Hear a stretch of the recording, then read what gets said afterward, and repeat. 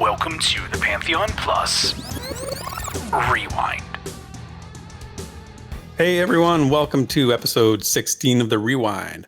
So whether you're here for the premiere on YouTube or you are checking us out later through one of our many podcast providers, we're always happy to have you guys along for the ride.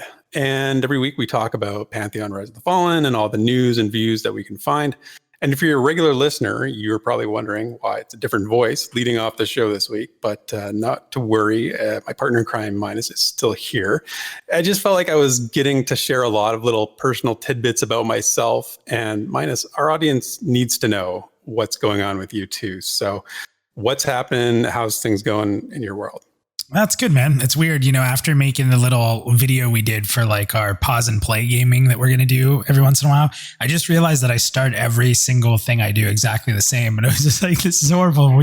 I need to not always start things. No, man, been busy, doing a lot of behind the scenes work with Pantheon.Plus. I know I'm kind of boring, to be honest. Like, I'm always working.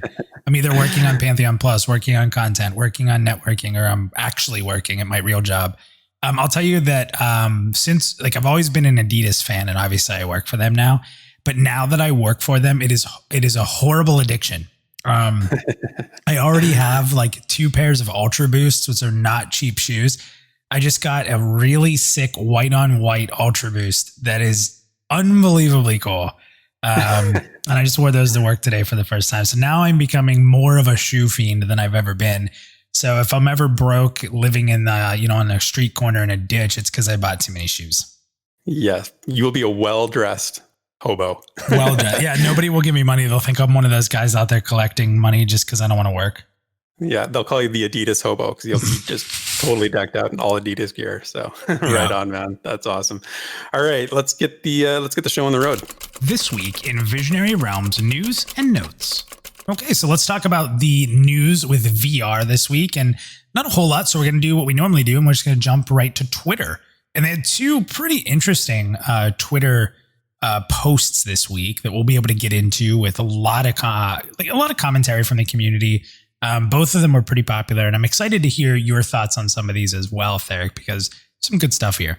So the very first one is they posted community debate: melee, magic, or ranged. Is it your preferred choice up and close and personal, dropping bombs from a distance, or precise missiles from afar? So before I even finish, the up close and personal is melee. And because they put magic second, I'm assuming that they feel like that's dropping bombs from a distance.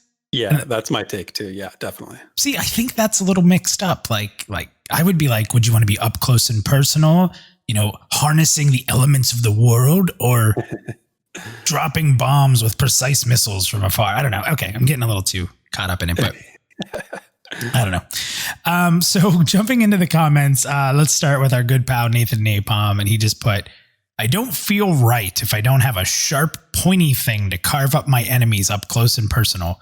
Plus, I really enjoy the mechanics in raids while in close. Melee. Drac Attack says pretty much always magic in either a support or DPS role. I like being able to see what's going on, and melee always seems to have a mob in front of them. Micah said completely depends on the game, the battle system, and how the classes play. I love mages, but throwing fireballs from a staff can be super fun in one game and horribly boring in the next, depending on combat. So interesting take there. Mm-hmm. No surprise to anybody, Lexer says melee. Yeah. I like a front row seat when I watch my enemies die. I mean, more exercise or something much less psychotic. I think he likes the splatter of blood, right? He wants to get the viscera, everything, all the guts and everything all over him. Yeah, it's like every action movie where someone just like ripping through tons of enemies and the blood's all over them and they're just, that's Lexer. A little more angry. Yeah. Basgrim said, depends on how satisfying the gameplay is, but I prefer to kill things before they have a chance to hit me. So interesting take from Basgrim there. Smart. Yeah. Jim says melee, of course. I'm planning on playing a monk main, and we'll be doing a lot of this. JJ Paderia says, I play everything over the years. I've played range for a good chunk and missed tanking, so the answer of the hour would probably be up close and personal. Disposalist, who's often a good voice in the community, says, there's no way I can decide with all the classes look so satisfying and interesting. My answer is all across many alts. taking the easy way out there. Yeah, that's okay. Alicera says, mostly ranged magic. Melee is tough for me, but sometimes the class is fun. I'll still enjoy it. Breakout, who's a streamer, he said usually he plays a support character, so usually he gets stuck casting. However, melee is where it is at for me. If there was a class that could indirectly heal by doing melee damage, that would be the one for me. So interesting there. It sounds like a Dire Lord kind of thing, right? Well, they only heal themselves. They're just selfish. I don't know. Seamus Redfern says, you might be shocked by my answer, but I prefer to coax aid from the earth itself to send my foes to whichever afterlife they wish. So, wow. Nice. That's the druid in the group for sure. His last name is Redfern, so he better be. Kind of a dead giveaway there. Yeah. Tugboat says, give me a shield and hit me in the face.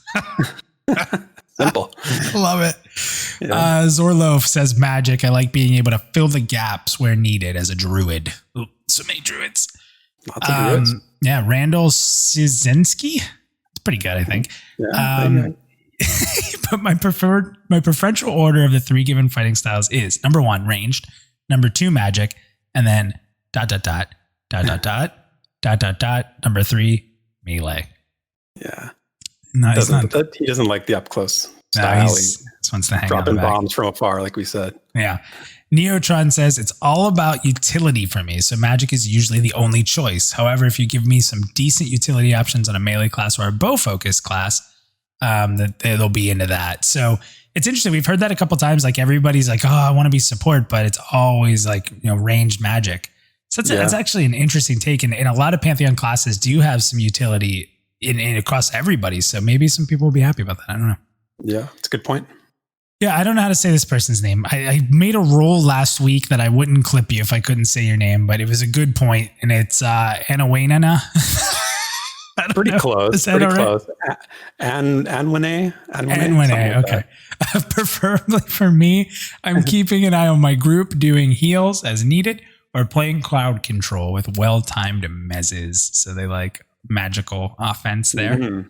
So that's like kind of the fourth option. They didn't really give that option, that control option, right? So that's magic. That's magic. Yeah. Sure. Jarl Lilibo says magic all the time. Ideally a battle mage that mixes raw damage with weapon applied debuffs. That's a good one. Second best is raw staff wielding caster that ignites large explosions, leaving the victim burning. Ooh, he's very specific. He's super. He likes rotting corpses that are burning to death. The smell of corpses in the air. It's awesome. There you go. He's going to be a scar for sure. Yeah, a couple more here. Odd Bunny says prefer range. In Diablo and Path of Exile, range classes and proper builds just melt foes from a distance. And then Ashley says depends on the gameplay, but typically ranged. Very satisfying to kill things before they touch you, and I like to stay mobile. Similar to what Basgrim said. So, for me, I'm not going to shock anybody here, but I'm an up close and personal type of player, and I'll play everything. Like most MMORPGs, I have had almost every class max leveled ready for if we needed it. I don't think I'm going to be that way in Pantheon, but I guess time will tell. So I've always been really fond of tanking, though. Everybody knows that about me, being right up with the main baddie, just daring them to hit me type of thing. Kind of like that guy said, give me a shield and punch me in the face. But I'll be playing a rogue in Pantheon, so I'm still looking forward to like the positioning aspect and being up close. Now, I'm going to say, even though I do prefer playing melee, I don't know. It leads to a really difficult movement style fight, like being in the back and stuff. Like being in ranged as a raid leader is much more fun than being melee. Like being able to see everything. So like with support in Pantheon, I imagine that view of like a bard or an enchanter is pretty awesome. So I'm not saying I wouldn't want to be magically ranged. I don't really enjoy a ranged non-magical class like a gunner or an archer, stuff like that. I was surprised that there were a lot of melee answers across this topic. There was a lot more melee than anything. I tried to like spruce it up here. That's interesting. Yeah. And although I do know the answer to this, Therek, where do you stand here? But more importantly, what do you think of the community's answers? Yeah, I like the variation too. I was surprised at the melee thing too a little bit. I guess I always think that mages is sort of the first to go to for everybody. Everybody wants to be a mage, right? Because you can be a warrior in real life. I mean, you can wield a sword if you really want to. You can fire a bow, but you can't do magic in real life. So I always think that might be people's first options. So, but not quite so much. But so yeah, I mean, for me, that the precision of a arrow between the eyes of an enemy is it's like poetry.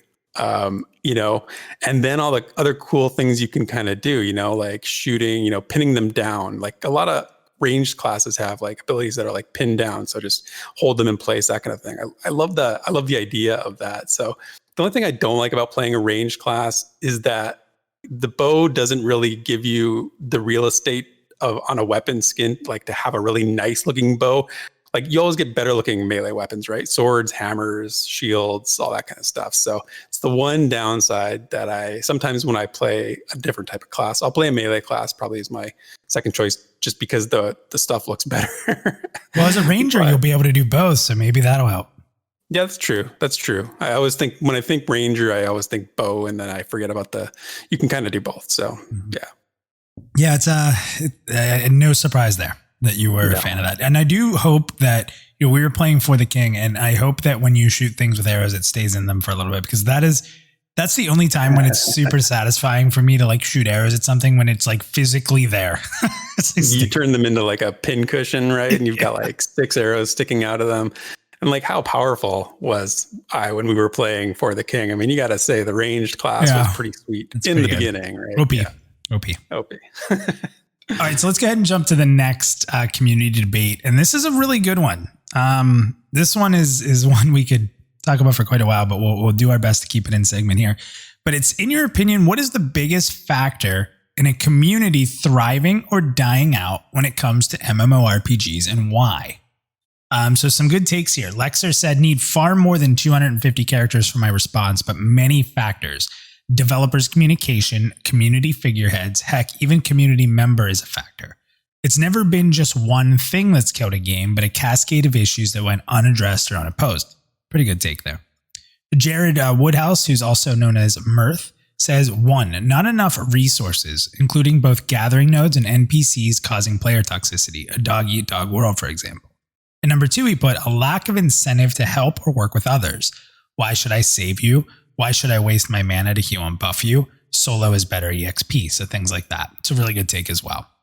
From TV says, I've learned in life people will try to get away with whatever you allow them to. Games have built-in rule sets. In programming, you have to have full control over your game and what it allows people to do.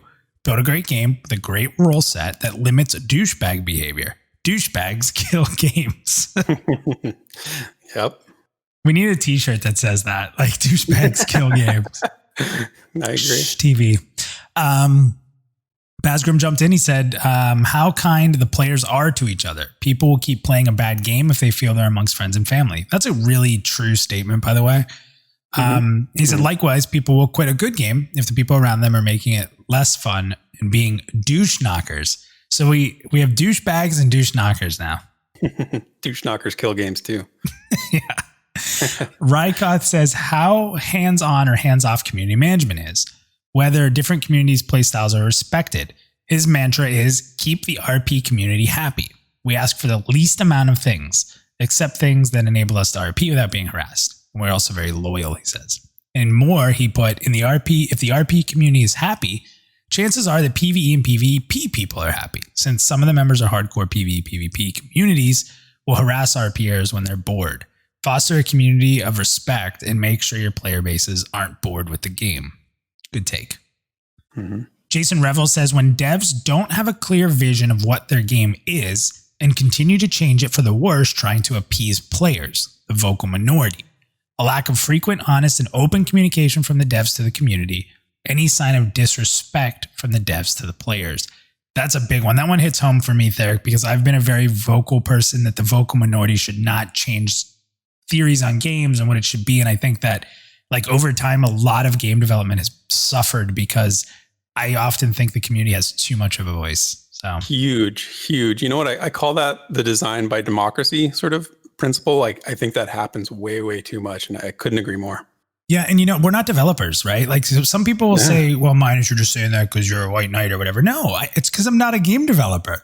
Like, I'm not going to go up to a musician and be like, you should play this song this way. I'm not going to go up to an artist and tell them how to paint. I'm not going to go up to a doctor and be like, no, make the incision here. But for some reason, game developers get that attack on them that people who play games are not game developers, right? Like, it's ridiculous to me.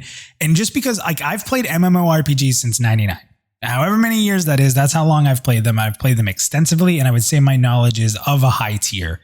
And I still shouldn't be someone who tells people what they should do. Like, it drives me crazy. Like, I've said a ton of times, like games like Legends of Zelda, Mario. I mean, you've heard me say this. Those games had zero influence and they've lasted forever because it was the vision of the creator. The artist was allowed to create. The artist. That's exactly right. Yeah. So I'll stop there because we have more to read. We could go on. I could go on for sure. I got lots I could say, but I'll leave it there too. Yeah. Zerg Jerk says 3.5 things. So that's how you knew it was going to be good. Yeah. 1, development teams update roadmaps, keep people engaged. 2, no paywalls. Oh, I can join this dungeon with my friends because I didn't pay $10. 3, player-based toxicity levels, how GMs respond to in-game issues, gold seller spams, and 3.5, gnomes. Zerg Jerk. Yeah. That guy's awesome, man. He's so generous with the community. He comes out every week, and I love this guy. Yeah. IP Dre says fidelity of the player base and the development team to the player base. This builds trust and integrity among that relationship. When fidelity is sacrificed, then the player base feels it.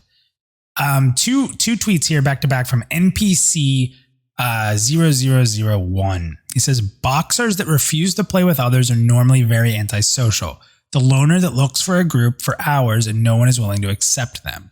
Large guilds are the only play within itself. Gold spammers, scammers, and elitists round out the top reasons why there's quit. So just kind of like a few different reasons there. A lot of time, new players need someone to step up and be friendly, or even a mentor. New players feel the need to belong to something.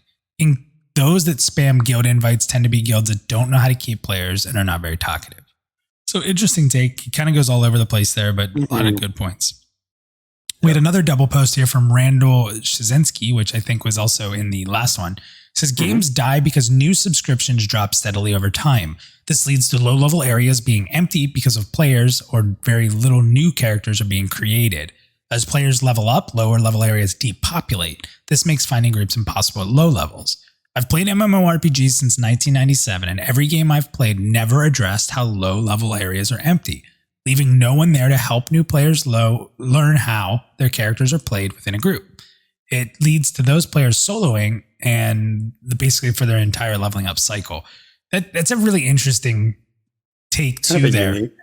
Yeah, kind of interesting, and one that nobody else has sort of mentioned, and something we've heard brought up in a few other contexts as well. So something I think that the devs are in tune with as well. Yeah, with the whole multiple areas of leveled mobs and going back, and I think Pantheon is really trying to achieve a win in that category, but we'll see how it goes. A couple more here, then I'll jump into my thoughts. So Melder says, I think it's 50-50 between a good game and good content with the community. I've experienced a lot with friends and guilds. Hard to leave friends, but at some point, if you will, the game isn't appealing to you anymore. So the opposite is also right. So if the game's appealing, you stay. Ashley said, I think it depends on how much and in what way players are required to depend on and engage one another. Are the others competition, or are they allies? Are they pixels or people?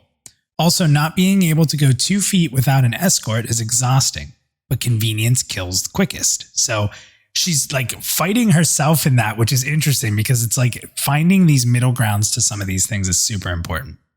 Yep, definitely. So I'm going to go into mine here. So I posted this. I've never done this before. It's cheesy. I get it, but I loved it. I laughed. I said, I'm going to shock everyone and say it has nothing to do with player toxicity to keep a community going.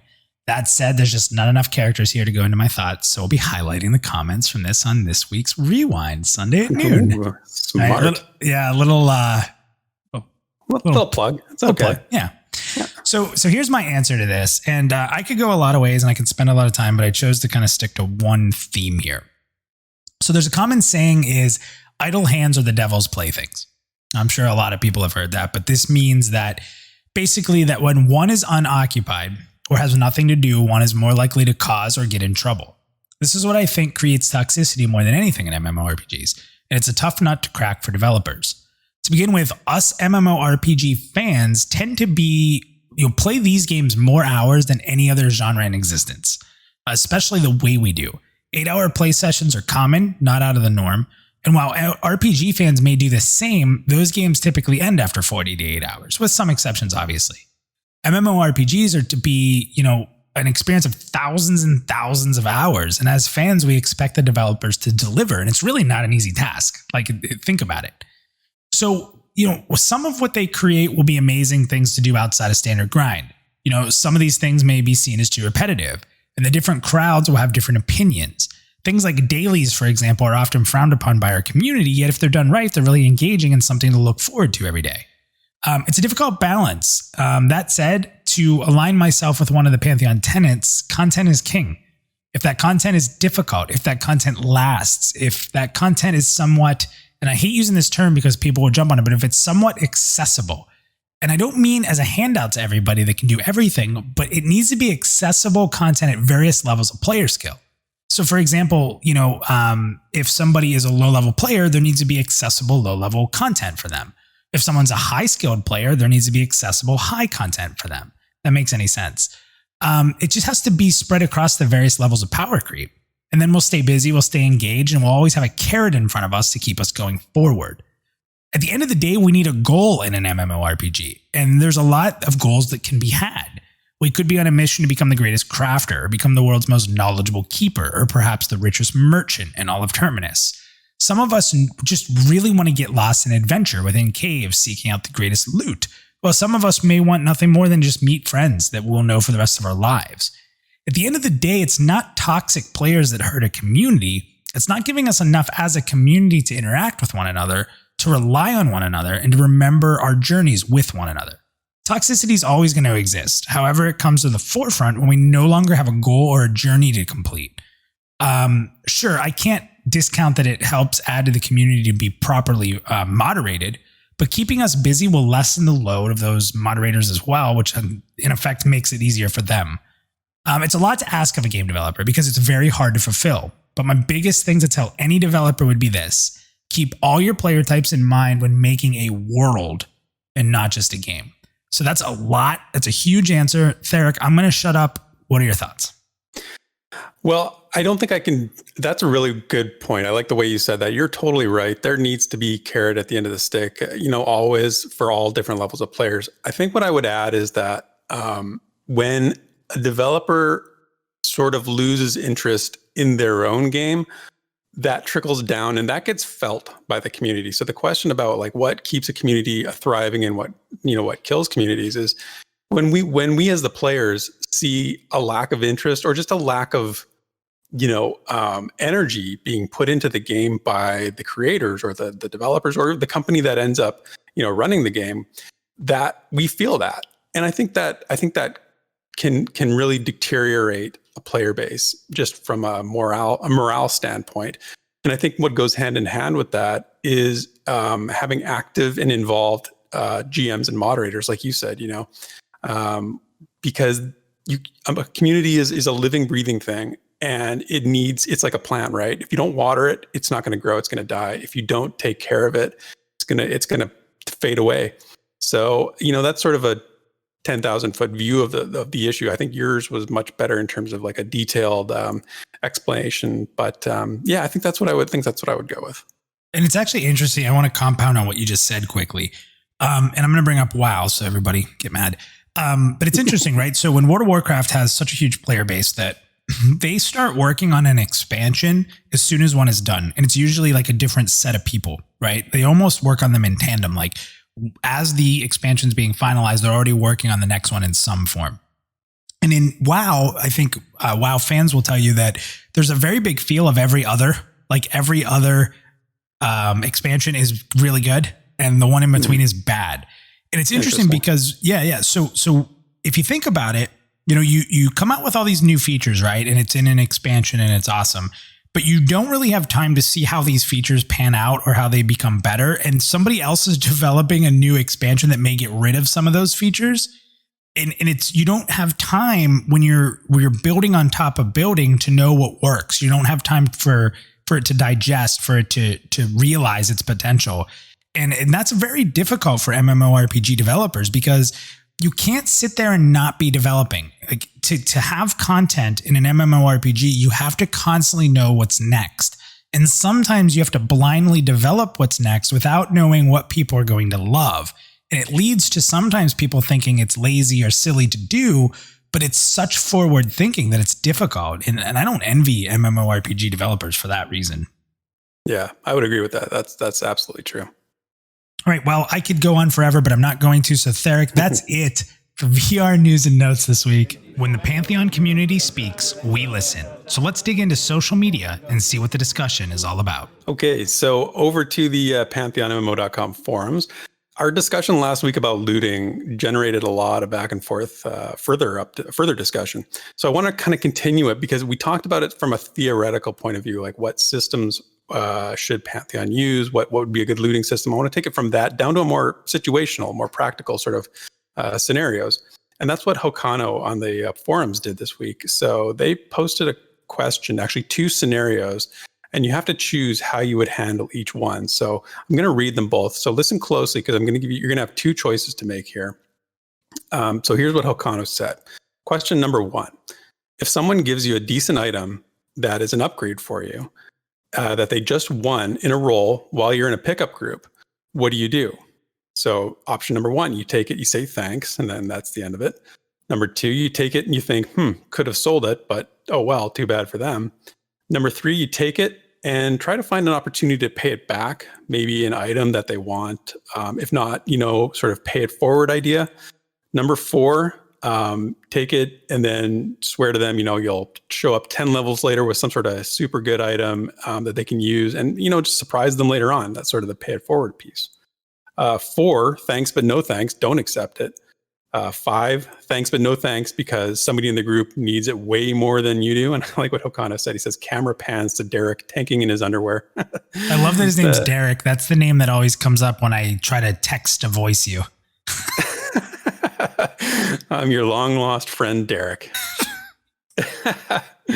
Okay, then question number 2, it flips it around. So it's on the other side. What would you gift an item to a member of a pickup group who could really use it? That dude searching for a decent weapon, still wearing rags, but not getting any luck with the drops. So the options are number 1, yes, but you need something in payment or a barter. Number 2, maybe you'd gift it with a request to sort of, pay me back later kind of thing. Number 3 is just no, I'd never do that. I would never gift an item to somebody. Number 4, what if your group's pressuring you to sort of make the donation because you've won 3 of the 5 total drops with, you've had good luck on your side. Does that change it? And then number 5, come up with your own sort of scenario response, how you would deal with that. So the responses are really interesting, because they're generally, the sort of people are thinking along the same lines, I think, but there's some variations. So I'll read them. Random Raw Baby 2 said, for me, it's a paid forward situation. If I'm on the receiving end, I'll say thank you, note the person who gave it to me, and donate it to someone else down the road. I'll be playing enough where I can get lots of goodies, no reason to be greedy. And if I can make somebody else's day and make the group member better geared, then I wouldn't give it a moment's thought. Community matters. Disposalist, again, said, assuming they got it from a random roll, I would ask if they're sure and if they would like payment. Open the door so that they don't have to feel bad, just sort of giving it up. If they are sure, then yeah, I'll take it. I'll make a note of the person, try to repay them in some way later, even if it's just with the favor of like spending some time to help them with something. As for feeling pressured to do the same if somebody else clearly needs the item and I won it in a roll, maybe. Depends on how long I've been in the pickup group with that person, or what they've been acting like, and whether I've been really lucky in other aspects. Questar said, for me, this is one of the fun things about MMORPGs, and very much a terminus thing. You can get a great item from somebody you barely know, and they give it to you just because. You can totally make somebody's day by giving somebody else a cool thing they need. Random acts of kindness. After all, they're all just photons. If you can make somebody feel, yeah, right? They are all, I love that. Just photons. Somebody called them pixels earlier. Yeah. Pixels and people, right? Yeah, totally. Thinking along the right lines. So he says, Questar goes on to say, it was definitely a thing in EQ. My favorite guild used to invade low-level zones to buff up and help the young ones with buffs, plat, and gear. Good times. I hope to do that a lot in Terminus, so that's awesome. Nekatros said, although I've accepted an item or two on occasion, I generally don't like the feeling it gives me in terms of an overall sense of accomplishment when I do. As far as being on the other end of the situation, I generally never roll on an item that I can't use if there's someone in the group who can, unless the group is insistent that a free-for-all system should be in place. So in cases like that, I think from time to time, I may donate the item if I couldn't use it to either a friend or a guild member after the fact, but never anyone who's in the group when it drops, since, free-for-all rules, they wouldn't agree with that. Faded Emperor said, if somebody tries to give me an item in a pickup group, then I say thanks and I accept it, unless there's somebody else who needs it more and can make better use of it. Sometimes I will decline the item, especially if I know it sells for a really high value and it's more use than I would get out of it. And it would just tell the person to sell it themselves. Now for Faded Emperor saying in terms of the other way around, I may consider giving something away, but it depends on who it'd be going to and the impact of that decision. I'm the type of person that will forego a roll on a slight upgrade or even a semi-major upgrade if it means a fellow guildie gets a drastic upgrade. I believe it's really important to help others out, but you have to critically discern what giving away an item means and then make a well-informed decision based on that. Dorothy said, so the OP said decent item. We aren't dealing with something epic here. The OP also said one in a roll. So it was either a greed roll where you couldn't or didn't roll need, or it was a need roll where they thought better of it after winning. Maybe they even clicked by mistake, which does happen. I would thank them, accept the gift, ask if I could help them with anything, and check their guild name if I didn't know it already. So maybe I need a guild, maybe they do. In any case, it's good to know what guilds nice people are in. Renarius said, in general, I treat pickup groups like I treat a group of friends. And no, I don't expect the other members in the pickup group to do the same, but if they do, that's awesome. With that said, in my opinion, you should have never looted the item if it wasn't an upgrade for them, and it was an upgrade for me. So I'd accept it and say thanks. As I said, I realize not everyone has these feelings about pickup groups and who gets what items. That's just how I roll. If it were the other way around and I knew somebody in the group needed it as an upgrade, I wouldn't loot it in the first place. Baron999 said, when I received the item, I'd kindly accept. I'll remember their names, and from that point on, I'll aid them whenever I can in the future, be that with quests, mobs, or other items. If I'm handing out the item, I wouldn't think twice to donate it. The player's reputation and actions during pickup group sessions would determine how willingly I'd part with the item. Kind, active, cooperative players will get it without much fuss. However, someone who's tagging along, being AFK most of the time, well, I'll grind my teeth a bit and give it away. But in a later scenario, I might not hand out a second item without having a thorough discussion about it. Flap said, I would take it and thank them. I'd add them to my friends list and say thanks again a few days later. I'd look for opportunities to repay them. So he plays a cleric, he says, so maybe getting them a res or something like that. I would also check with them and ask why they're giving it away. Like, are you sure why you're giving it to me? Maybe strike up a conversation, meet a new friend. If I saw a tank that was basically naked but being cool, I'd ask the person that gave it to me if they offered it to that person instead. So, just sort of goodwill all around kind of thing. Kratok said, I'm pretty big on the need before greed in a group. If it's an actual upgrade, I always think it should go to the person that can put it to use right away. So if the group leader is instead opted, we all roll need on everything. I'm still going to be on the lookout for if I win and there's a person in the group that might be able to put it to use better than me. Only exception being if a person that is being exceptionally greedy, I'd hope that I wouldn't, is what he's saying. I'd hope my fellow group members would do the same, but I don't always expect it. Hopefully that mentality will organically inspire people to pay it forward without the stipulation. So a couple more here. So Zorkon said, I guess I'll use a real example from this last weekend. In a pickup group, Warrior won the roll on an item I could use. I made an offer to buy it from him. Without a word, the trade window popped up and he okayed it.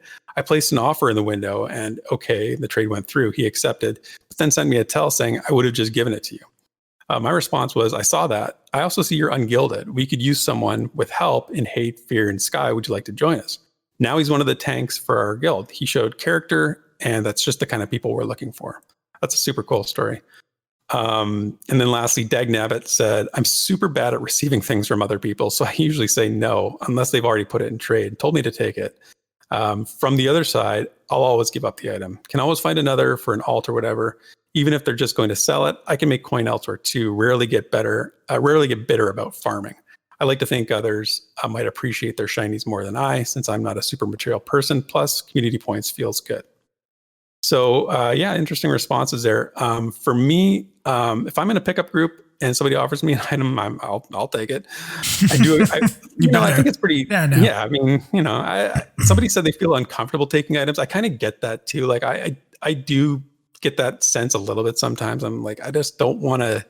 I don't want to be the one who gets accused of like later, like, oh, you didn't need that. Why'd you take it? I'd rather just say no. But honestly, no, I probably would accept it. But I would, like other people said, make sure if there's somebody else that needed it, check it out. Ask anybody first. And like somebody else said, add that person to my friends list. We talked a little bit a while back about the friends, what do you do in this situation, friends lists. And I would definitely need to make a note for myself as to why this person's on my friend list, because they gave me this cool item, because I'm going to forget. Dude, there's so many times where I'll be talking to like Kaya on WoW and be like, hey, do you remember why I friended this guy? He's like, why should he remember? Gone, eradicated from my memory. So the second part of the question, though, I'll be the devil's advocate a little bit here, and I'm gonna make it a more difficult decision, because I think it is a more difficult decision if we're being honest with ourselves. I'd like to think I'd offer a piece of loot to someone who needed it, but this gets real difficult when you know the value of an item. Like, let's be real. If you win a need roll, and it's a slight upgrade for you, you justified rolling need, but it's worth a ton of coin on the market, and you might just prefer to sell it rather than use it. It's not easy to freely part with it in a pickup group situation for somebody that it might be a massive upgrade and they could use it. I think it's a situational question. I think some people have said that, if a person shows themselves to be really nice and they're treating people with respect, that makes it easier. I think the chances go way up at that point, and it doesn't become quite as difficult. But honestly, like, I think back to EQ, and I think like if I was in a group and I could use an FBSS and it dropped, but there was somebody else that had been there, like, that was what they were there for, and it dropped and I could use it. It's tough because I know how much that sells for, and I know what I can get for it, and I know what it would do for me and other things. So I'm, long way of saying my heart says yes, my mind says maybe. But my body is telling me yeah. Yep. Yeah, man, exactly. It's hard to figure it out sometimes. What about you? How would you handle that situation? Yeah, I think the whole it depends thing is very important. So let's put this into two categories for me. In a guild, I'm always going to do what's best for the guild. 100%, hands down. If I'm in a group with the guildies, it's going to be, what makes us more better as a guild, right? Like as a group, how are we going to be more efficient by spreading the power? Now in a pickup group, that's completely different. And so for me, like if I'm in a pickup group, 9 times out of 10, it's probably because I'm trying to get something. Maybe I'm grinding experience, but mostly I'm probably have something on my mind I'm trying to get. So if we're working our way there and we're grinding down and items are dropping and I get something that's maybe an upgrade, or maybe I just get it and someone's like, oh, I could really use that. What I typically would say is, okay, well, let's see what drops. I'm looking for this or this. If we can trade or we can make something happen, I'll barter, no problem. Like if I can use items I get on a pug group and still be able to give it within that pug group, I will use it to barter future considerations before I give that away, for sure. Yeah. And I think that that's smart, honestly, because it will keep the group together possibly, right? Like if I get a dagger somebody else wants or a weapon or something, I'll say, well, listen, stick with us. Let's see what happens here at the end. It kind of holds the group together. It's the money side of it is one thing, but like typically, like I said, if I have my eyes on something and I can have a little bit of leeway to have my way and get that item, I will definitely use other things I've acquired to bribe that situation in, like a rogue. Yeah. Well, right. I mean, exactly. You got to play your role, right? And that we talked about it last week a little bit. That conversation is kind of what makes it interesting, right? Like it's kind of that the natural bartering, the natural negotiation that goes on is a really social behavior, and it's kind of interesting. So I think it opens the door for some good conversations. But I like to hear that a lot of people, the responses were very, very kind, very generous folks, and I'm encouraged to hear that. So I think we're both playing devil's advocate just a little bit. And I think if we were in that situation, we would probably, be in line with what some of the other people said. But we made some good observations there as well. The next part I want to highlight, this actually comes from one of the replies on a comment on our YouTube video for the Rewind last week. It was really good, and it's about loot as well. And it's from Love Sumu List. So here's what they shared a story about a loot situation, and I think it's important that we sort of gauge the community on how they might handle this situation. So what they said was they were playing on the Aerodune server in EQ. This was a few weeks ago, grouping in Unrest with their cleric. So they were looking for armor and other items. There was one item in particular that a wizard needed that was in the group, and got it 4 times. And I think this was the idea, is this was the same item that this person was looking for as well. So they asked for one of the items that was the wizard had won on, and they said no. They said they were going to sell it, and they wouldn't sell it to that person. They wouldn't sell it to them, and they were farming, even though they were farming for that item specifically. So they asked the group, like, what's the deal with this? Like, is that okay? And the response was basically, that's EQ, deal with it. So, and the thing they said in there too is that the wizard couldn't even use the item. Yes, that's right. Yeah, thank you for adding that. The context is important, because they go on to say, I remember when EQ was not like this. However, I don't have the confidence in good-natured people anymore. I say get rid of need and just have greed and pass. And if somebody needs something, then let the group discuss it. I wanted to I responded to the comment and thanked them for sort of sharing that story, because I think it highlights how I was advocating last week for basically a situation where the social dynamics, the social pressures of being a good person can take over and are powerful. But this is a situation where, obviously that didn't happen. So while this person, acted, just sort of callously, not sort of being, generous at all, like we heard some of the previous responses, why didn't that happen in this case? And I think it's a good example of how the, a game itself and the rules and the community around a game, when they don't support player accountability, and they have inactive GMs, and at the end of the day, just aren't really interested in the community's long-term health, this is the kind of thing you see. But as a player, we have a responsibility too. And I think that the other players in that person's group had a responsibility in that case to sort of stand up and say, like, hey, what's the deal? How come you've won these 4 items? You're going to sell them. You don't need them. This other person could use it. So what should you do in this situation? Should you, actively exclude them from, not grouping with them? Should you not buy and sell with them? Should you sort of shout to the zone, like, hey, this person's being a jerk? Like, and I'm asking as an honest question, because I really don't know. I think sociologically, it's kind of interesting. But so if you're listening to this on the premiere and you're in chat, what would you do in that situation? But Minus, I'll throw it to you. What's the correct response here? If you're in a pug group, you should know what you're getting into. That's my whole thing. Like, if you jump into a group, you need to introduce yourself to the group at the get-go. What is everybody here for? Here's what I really want. Talk about that before you start your group. Because if you just jump into a group and you start doing things and there's not some kind of goal in mind, then you're doing it to yourself. Like, if you don't know the group that you're in and you don't know what's going on, you should at least try to establish some ground rules or expectations right at the beginning. Now, I'm not saying that those are always going to hold up, because if you're in a bad group, they'll just do whatever. But I think in a group like this, they would, with people saying this is EQ, deal with it, like, you would have found that out by having a conversation at the beginning.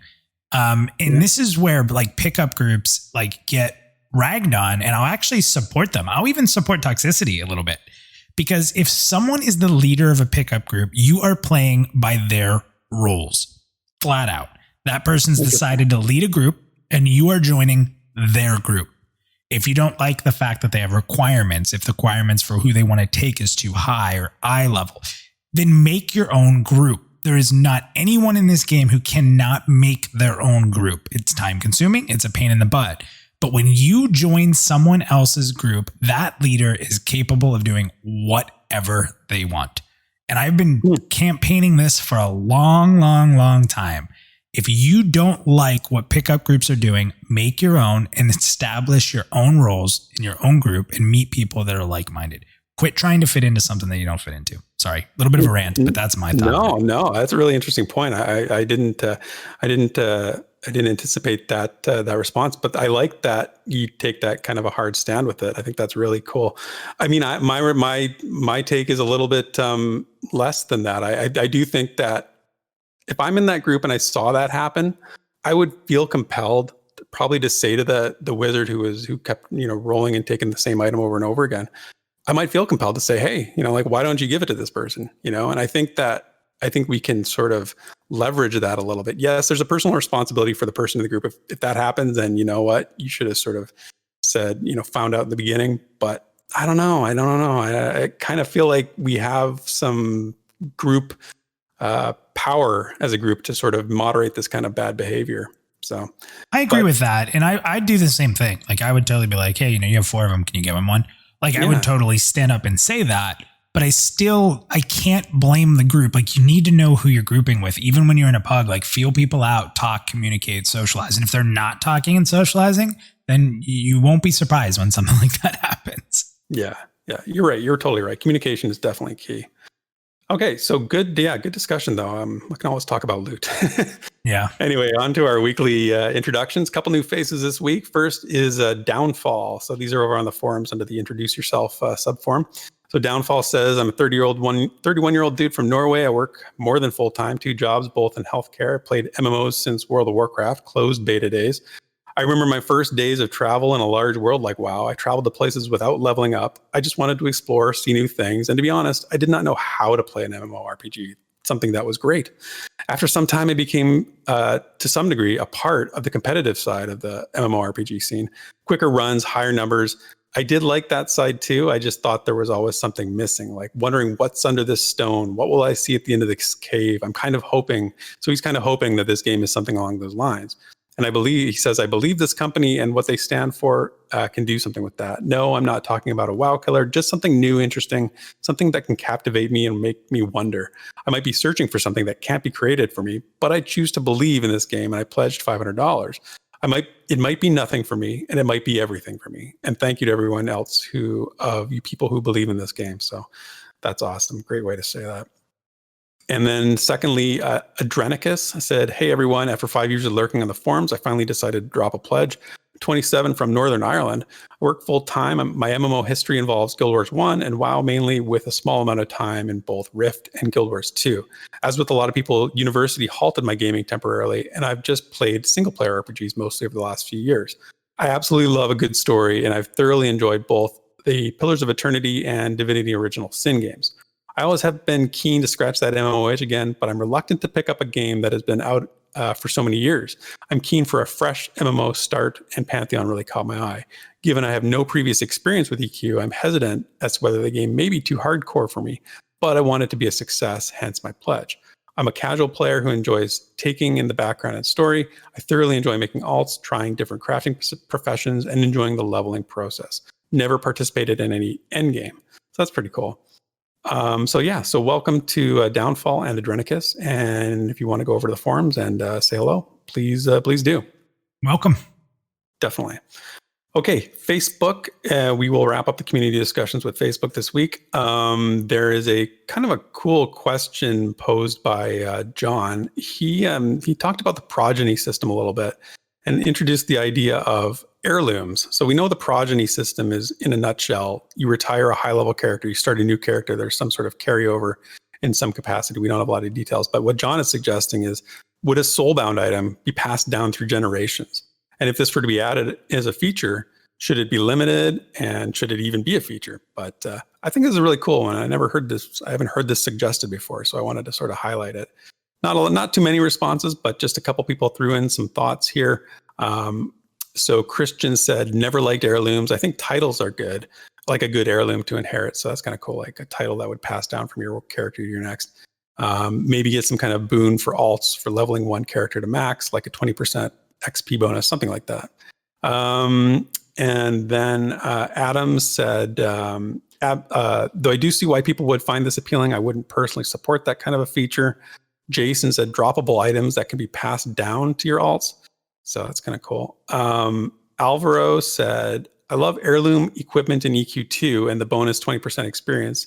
But to be honest, no drop items had never made much sense. Made much sense to me.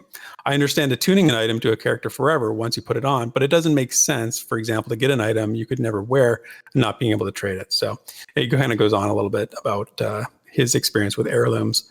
And then lastly, Lloyd said, I personally like the idea. Of course, there would need to be some limitations, one item scaled somewhat to the level, but I think you could do this without it being a game breaker. And so this is just a cool idea, and I'm not going to talk too much about it. It really just whets my appetite for more beans on the progeny system, man. This can just add more incentive to get that max level, retire that max level character, and you can designate some kind of an item to pass on. So, I mean, what do you think? Would you, Grandpa Minus, pass down that fabled shiny dagger to Minus Junior once you're done roguing it up? No, he needs to earn his own way. Builds character. You're old school here. Yeah, I like it. That's awesome. And that's it for this week's community discussions. Let's talk content creator updates and new additions to Pantheon.Plus. All right, guys, so we'll go into the world of Pantheon.Plus and the community of creators. I'm not going to go into a ton here, and it was a pretty quiet week, but Nathan Napalm put out a video called Quests and Rewards, in which he gave out a lot of opinions on the systems in Pantheon, the quest and rewarding system, what he thinks it'll look like. So while he gives a lot of opinions, he also ties in a lot of different things which we've learned. He talks about what it was like in the EQ days, as well as like becoming in the current modern MMORPGs, that questing pathing. So he talks about the impact of the perception system as well, and like what it should mean for our adventures in Terminus. So if you're interested in questing and rewards, there's a lot of really good takes there you can check out. And you also learn a little bit about what we know so far. We had a pretty quiet week. We didn't add anything on Pantheon.Plus outside the standard posting of the Rewind podcast that you're currently listening to. But we did take some time to play For the King Thursday night live on Twitch. It's not going to be on Pantheon.Plus, but just thanks to the Xbox Game Pass we talked about on our old wish list segments. And if it wasn't for Game Pass, I don't even know if I would have heard about this game. I know you knew it. So thumbs up to the wish list for getting me to play some games and letting off some steam. We'll be doing this a little bit more often on weeks where we don't have a lot of Pantheon Plus U content to put out, or any Pantheon content outside of the Rewind. We're calling it Pause and Play because we just kind of feel like sometimes we need to step away from all the work we put in and actually escape into the games we talk about and want to play. And it's a healthy way to relax a little bit. So it was a fun time. And I just want to say quickly, you guys got to go check out the Twitch VOD, because if you want to see Minus playing a bard, not only playing a bard in the game, but actually becoming a bard during the stream, he lets off this epic rhyming bardic song that you just have to hear when something goes really right. So we had such a good time. We had such a good time last night. And I won't lie, I put a couple hours into it before we even started recording this tonight. So yeah. So what's being worked on Pantheon.Plus? I am getting so repetitive here. I don't want to keep repeating the same things, what we're doing over and over. So that's in work in progress if you listen to other ones. But we do have some good news. This past week, we officially brought in a new team member to join Therek, Poira, and myself as the cast and crew of Pantheon.Plus.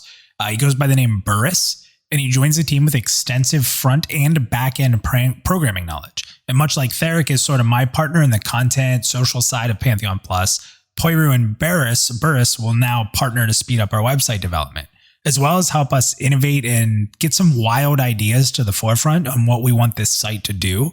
So we're really excited to have Burris join the team officially. So you guys can kind of look forward to some beefing up of Pantheon.Plus hopefully very soon. That's awesome. Oh, I'm so excited. And him and Poiru are already really hitting it off. So I'm really excited that Poiru has more of a partner that can understand the things he's saying. And when I torture Poiru and Burris, they can now at least let some steam off with each other. So aside from that, we also announced on Twitter last week, we're going to do sort of a themed content month for Pantheon Rise of the Fallen. So we currently have 2 info videos planned to talk about an overall system, which contains like a couple attributes. I don't want to ruin like the surprise here, but things that kind of entangle us in decision-making, danger, and adventure when it comes to the world of Terminus. So what's neat is we're going to have 2 different videos to talk about 2 systems that kind of work together. And to add to that, I think Therek is going to be working on sort of a lore video that kind of ties the concept together as well. So we're going to be working on it today. Yeah, it should be exciting because we're going to tie this whole concept together from multiple angles. And then we're going to try to wrap it all up on an episode of Pantheon Plus U and kind of put it all together. It's again to get your feedback as a community. So we're excited to do something a little different. Helps us put sort of a spotlight on something of discussion for the month. And hopefully we can get people talking. So that should be pretty fun. Definitely. And then the only other news for everyone out there, just remember that next week, Therek and I will be co-hosting the review of Visionary Realms developer stream. So immediately after it ends on Twitch, as always, we'll get that final Thursday of every month. So hopefully we're on the verge of some big PA5 news. Fingers crossed. Don't know what to expect, but that'll be fun. And that's it for Pantheon.Plus. And now it's time for bold Pantheon takes. Okay, so bold takes. It took me a while to come up with my bold take this week. I was tossing around a few different ideas. I couldn't really find one I wanted, but then I settled on this one. So here it is. Emergent gameplay is going to be the best feature in Pantheon. And by that, I mean activities or ways of spending time in the game and goals that aren't intentionally designed by VR, but rather ones that emerge from just player behavior. Now, the tricky thing about emergent gameplay is that by definition, we don't know what it is until it sort of quote unquote emerges, right? But VR can certainly facilitate that. And here's how I think that should look. So when I say, when we talk about Pantheon, we talk about all this designed content from a PvE game, and that's very important, right? You said at the very beginning, Minus, content is king, but it's not the be all end all in my mind, or, for my purposes of my argument here. Giving players interesting ways to interact with that content, like climbing, the perception system, and acclimation, that's what allows players to creatively find ways to engage with that content. And that's the core. That's the most important feature. Here are a few examples like what I'm talking about. So let's say there's an area that's designed to be difficult to traverse for all but the most skilled climbers, yet it's populated with relatively low-level mobs, right? So new players want to explore. They want to fight those mobs. That's right where they, it's sort of in their level range, but they're hampered because they can't climb the terrain. So higher level players may find that they can create a market for themselves, either by providing climbing assistance or maybe bringing the mobs down from a higher area to a lower one, and so on and so forth. And that's just a random example off the top of my head. Even something about like maybe players hiring people who have spent more time building up their acclimation to a specific element, not through adventuring, but maybe other means. So maybe think of it as like a Sherpa, right? Like you hire a guide who's acclimated to a certain climate, to a less experienced or less acclimated group to find that traversable path. There's lots of examples that you could come up with. And there's lots of examples in other games where emergent gameplay has become like a primary feature, right? Think about the East Common tunnels. They were never designed to be a marketplace bazaar in EverQuest, but the natural placement where the zone was in the design sort of lent itself to that. Even think about something like kiting, right? As a means of taking down mobs, that was never intended. Like things that were never intended to be killable by a solo player, right? Kiting wasn't part of the plan when they put sand giants in North Road Desert, but it became a viable method of engaging and spawned demand for certain items like J-boots and, spells that were much more usable, much more valuable, like snare and stuff. So, what if in Pantheon, a certain mob disposition like Alarmist opens up a way of engaging with that mob that VR hasn't considered when designing it? We talk about like things like this as being like aberrations or like problems, but what if it's just emergent gameplay that gives us really interesting stuff to do? So give us content, but more importantly, give us interesting variables and the emergent gameplay that comes from that. So that'll be just as interesting. So yeah, that's my bold take this week, but what's on your mind, Minus? It's interesting because for those of you that don't know, like we make a notes thing, we kind of write out our thoughts, but I don't always read Therek's and he doesn't always read mine because we want to sort of have like a natural reaction to what's going on. So it's actually kind of fun for us as we're having this discussion. It's not super scripted. We just have notes, right? So it's interesting because your bold take it's loosely tied to mine. And I too, it's very hard to come up with a bold take every week that you actually really believe in and you're not just saying to be bold, right? Yeah.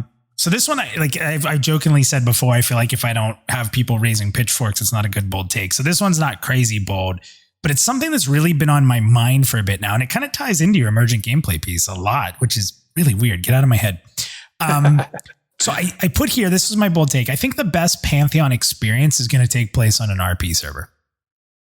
Now, before anyone raises up pitchforks, even though I just said he probably won't, or calls me an RPer, know that I've never played on an RP server before. But I feel like the crowd that's into Pantheon that believes in the RP elements and the importance of it are a much more mature crowd than that, like of the people who play in RP servers and like WoW, which unfortunately becomes like really heavily sexualized and cringy, like in Goldshire. So anyone who's seen that knows what I'm talking about.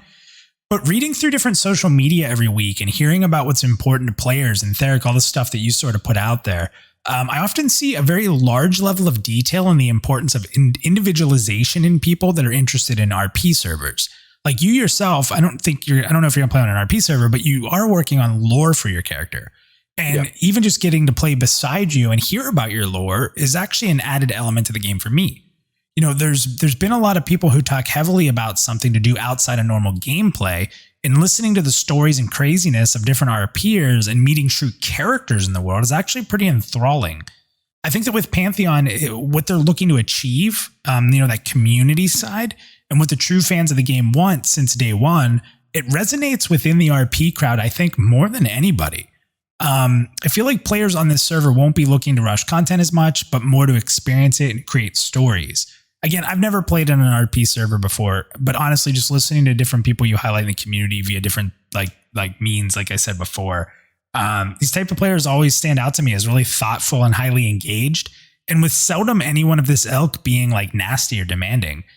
I don't know if I could play on an RP server for a multitude of reasons. One, because I don't know like how that would play out over streaming. Like I might be seen as like someone ruining the experience, like in with content creation stuff. But I feel like I need to at least maybe try it. Or if I don't, I'm probably going to be missing out on a pretty engaging, different experience. So kind of ties into your emergent gameplay piece there, right?